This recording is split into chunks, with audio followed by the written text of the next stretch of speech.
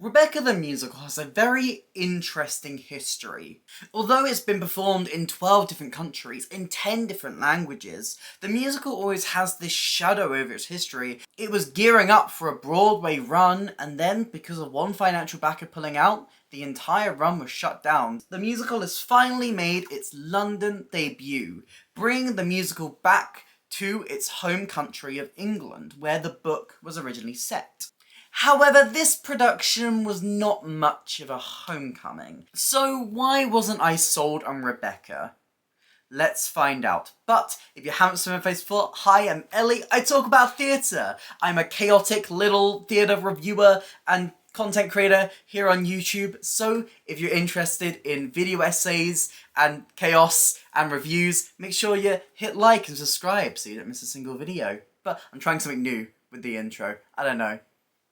I'm seeing how it works. But let's discuss Rebecca. Rebecca. I will maintain, as I go through this review, that Rebecca itself is not a bad musical. I don't think it is a terrible show. I don't think it is completely unredeemable. But I think this entire production just kind of lets the show down a bit. Rebecca the musical is told from the eyes of our nameless protagonist for this musical, as she falls in love with the rich Maxim de Winters and is whisked off to his home, Mandalay. Here, she is completely out of her depth. She is thrust really suddenly into this world that she feels completely uncomfortable in. And this is why I think Act 1 to this musical is really strong. There's so much potential for drama here. There's so many elements. The most interesting things come from Act 1. The things that I like the most about this musical was the relationship between Mrs. Danvers, who is the housekeeper, and I herself. Mrs. Danvers keeps going on about Maxim's ex-wife, a woman named Rebecca who drowned and died. And this is where the musical gets a lot of its really gothic elements to it. A lot of these really working quite well. The story is very interesting in this regard. I love these elements in Act 1 where we see these two kind of butting heads a little bit. We see Mrs. Danvers twisting words or putting I into these really weird situations and making her so deeply uncomfortable. It's so fun to watch her twisted nature, her playing with I and making her mess up as she keeps on bringing up this dead woman who used to live here. Constantly going on about her lavish taste, how brilliant, how glorious she was. And let's be perfectly honest, Mrs. Danvers and Rebecca, the musical does not say it, but I would not be surprised if something sapphic was going on there. I don't know if it's requited, but there is something sapphic going on within these pages. It's this kind of, in a way, fish out of water story in Act 1, and this is really, really interesting to watch. Sure, is it a bit unsubtle in its lyrics and a bit on the nose in places? Sure, but these character relationships and the way that the drama is bubbling up kind of under the surface makes it a really interesting watch.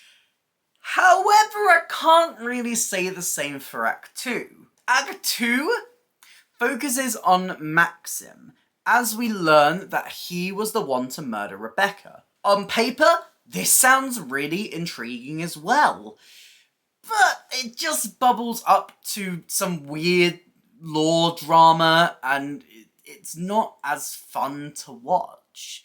This rivalry between Mrs. Danvers and I is pretty much completely gone in this act. And I almost wish the story focused more on that still. That was the fun thing to watch instead of this weird court drama that isn't really a court drama, and it feels very messy and it doesn't quite work on stage. And then you get into the really weird character motives and some of the lyrics in the show that do not help the story at all. One of the funniest moments in the show is when Maxim finally admits to I that he was the one to kill Rebecca.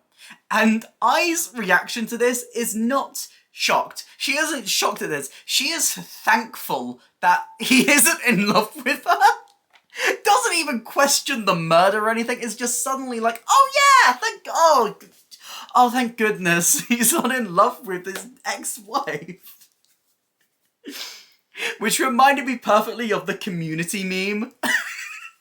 Which Mickey has wonderfully recreated right here. I can excuse hiding the body of a woman you killed because you thought she was pregnant, but I draw the line at having lingering feelings for your recently dead first wife. I's priorities are so weird, and this just feels like the way they tackle it. There's kind of like no reaction to the fact that he's a murderer.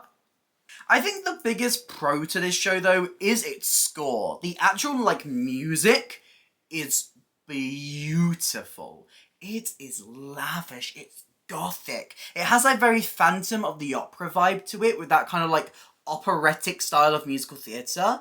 It is really nice, and I feel like it would be even more impactful if we had the full orchestra in the room with us instead of it being piped in from next door because of the venue that this show is in. Despite this, it's still very effective. I can't really say the same from the lyrics. They're very unsubtle. It's a lot of characters, you know, saying their emotions. But there are some really great songs in here. The constant reprise of Rebecca that goes throughout this musical is extremely catchy. So much so that I'm still finding myself singing it to this day.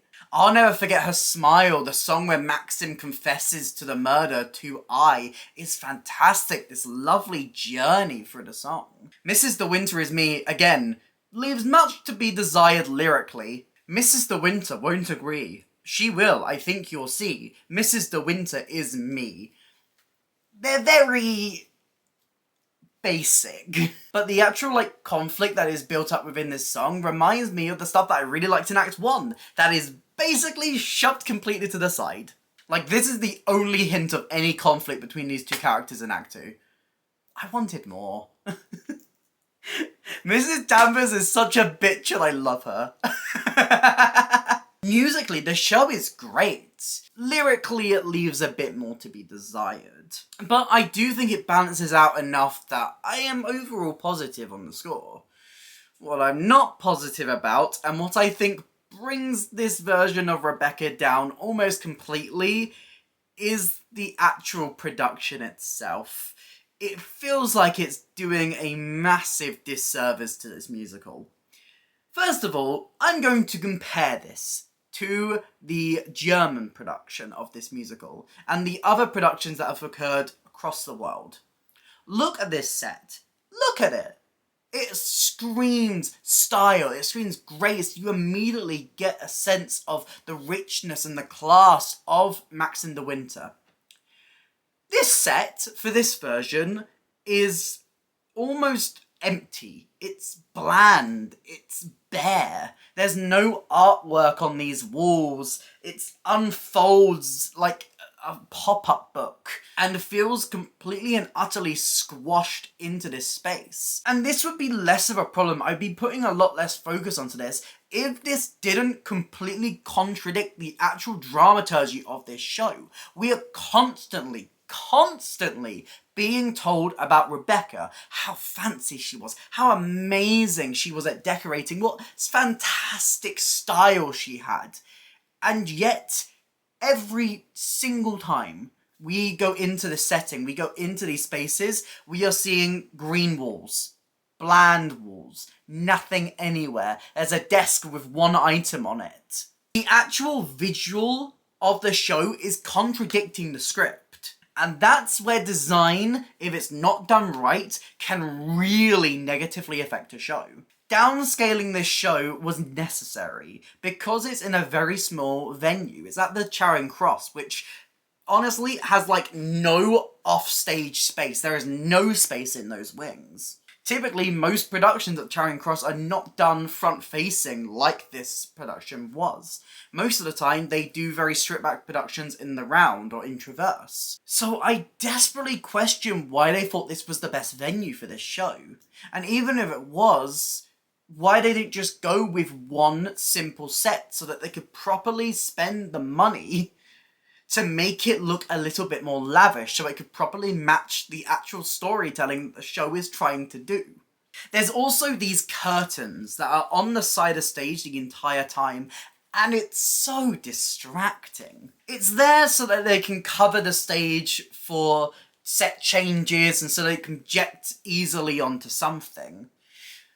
But it's just this really striking white curtain that contrasts completely the rest of the stage here. It looks messy. And then there's the projections themselves, which I guess add a little something to the show, but I don't think they ever add any striking imagery to it, or really give any impact to this staging. Visually, this is such an uninspired production, which is such a shame when you've got all of these wonderful gothic elements, but the set isn't reflecting that. And what's more, there is one iconic image with this show, one image that even before I knew anything about this musical, I knew this image, and it is the sequence where the entire house is on fire. This is the most iconic image, the staircase just being engulfed with flames. And apparently the stage at the Charing Cross can do this, but after 2 weeks of previews, it still doesn't. So I can't say whether it would look good on fire or not, because by press night, 2 weeks into the run, it's still not working. So if anyone does go to see the show and actually gets the version with the staircase on fire, please do let me know if it looks quite effective. I would honestly like to know. The staging itself is really bland as well. There's a lot of, I guess the best way to describe it would be immersive elements, as the actors quite often come through the side door in the auditorium. There's a lot of side characters who will mill around the audience and talk to you a little bit-ish during the show, or sing a line to you. It's cute. It's cute. But ultimately unnecessary. The strongest image in this show is when they just flood the entire stage with smoke, so you can't see that set. That was good. It's just such a letdown of a production, and really starts to highlight some of the cracks in the material, where other productions have managed to get past this because of the extravagance of the actual staging. And when what we're seeing on stage, the actual design on stage, is completely contradicting the actual script, it is a massive, massive problem. Thankfully, we've got a strong cast in this musical. Lauren Jones is probably the standout of the evening as I. She has this beautiful voice that really complements the score. Her journey for the show is believable, starting off as really meek and really growing up and growing into herself and her new status. Richard Carson is really interesting as Maxim, this lovely presence in the show, but he's always got this element about him where you can't really trust him. I really feel Carson completely sells I Would Never Forget Her Smile. Another standout performance is Cara Lane as Mrs. Danvers. She is the person you love to hate. And Lane just is a wonderful presence in this show. Her very stern nature, her upward scowl, her vocals and her passion behind whenever she's singing about Rebecca comes across. Some shows really work in a small, intimate setting. But staging Rebecca in the Charing Cross, after having done it for years and years with all of these massive, lavish sets, is like trying to do Back to the Future in a village hall. When you have these beautiful projections, you can fly the car over the audience, you can kind of forgive some of the weaker elements of the musical itself, because it's delivering so much on something else. Rebecca in this version struggles because the production just completely lets it down. And it's such a shame when there are so many elements of this musical that do work. Unfortunately, at this point, I feel like I would give Rebecca, if not a 2, then a very weak 3.